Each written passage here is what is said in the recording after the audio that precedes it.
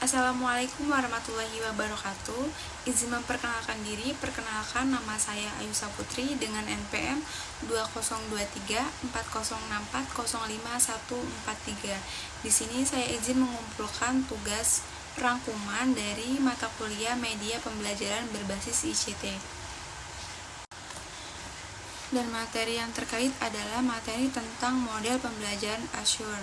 Jadi, model pembelajaran Azure adalah salah satu strategi pembelajaran di ruang kelas yang memadukan penggunaan teknologi dan media pembelajaran serta dikembangkan melalui pemilihan dan pemanfaatan metode, bahan ajar, dan peran siswa dalam proses pembelajaran. Selanjutnya yaitu langkah-langkah pembelajaran Azure menurut Prawidilaga tahun 2008. Langkah-langkah pelaksanaan yang menjadikan komponen utama dalam model pembelajaran Azure adalah sebagai berikut. Yang pertama ada analis karakteristik siswa. Jadi langkah awal dalam pembelajaran adalah menganalisis siswa. Tujuannya agar dapat mengenali karakteristik siswa yang akan melakukan proses pembelajaran. Jadi seorang guru harus menganalisis kebutuhan yang diperlukan untuk menentukan kemampuan dan kompetensi yang diperlukan dan yang dipelajari oleh siswa untuk meningkatkan kinerja atau prestasi belajarnya. Jadi guru melakukan analisis kebutuhan dengan cara menjawab beberapa permasalahan. Dan yang selanjutnya ada menetapkan kompetensi. Jadi dalam langkah ini guru menentukan tujuan sesuai dengan silabus atau kurikulum. Tujuan ini merupakan penjabaran dari kompetensi, pengetahuan, keterampilan, dan sikap yang akan dimiliki oleh siswa setelah menempuh proses pembelajaran. Tujuan ini juga mempengaruhi evaluasi dan hasil belajar siswa tersebut. Selanjutnya ada memilih metode, media, dan bahan ajar. Dalam langkah ini, guru pintar untuk memilih metode, media, dan bahan ajar yang sesuai untuk siswa. Kesesuaian ini dapat dilihat dari karakteristik siswa.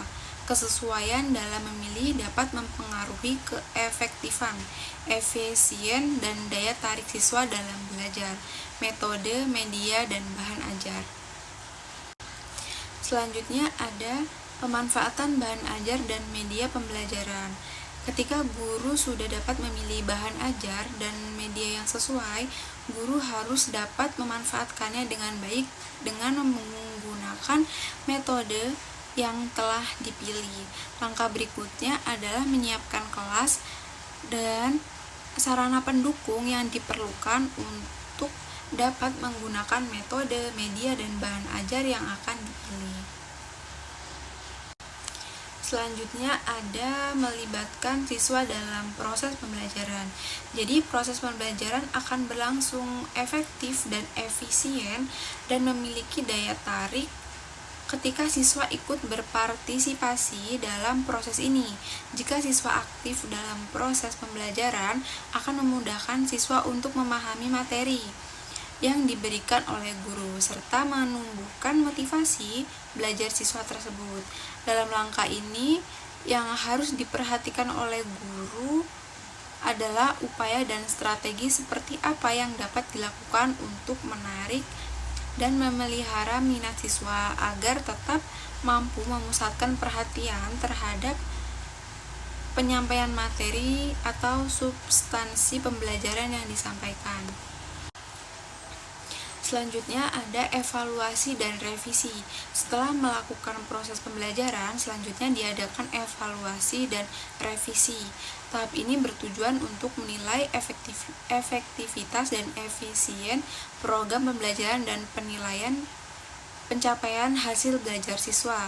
Dalam evaluasi untuk menilai efektivitas proses pembelajaran, yaitu terjawabnya pertanyaan, apakah proses pembelajaran ini mencapai tujuan, apakah metode, media, dan bahan ajar dapat membantu proses pembelajaran, apakah siswa terlibat aktif dalam proses pembelajaran.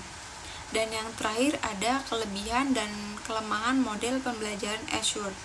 Setiap jenis model pembelajaran biasanya memiliki kelebihan dan kekurangan masing-masing, begitu juga dengan model pembelajaran Azure.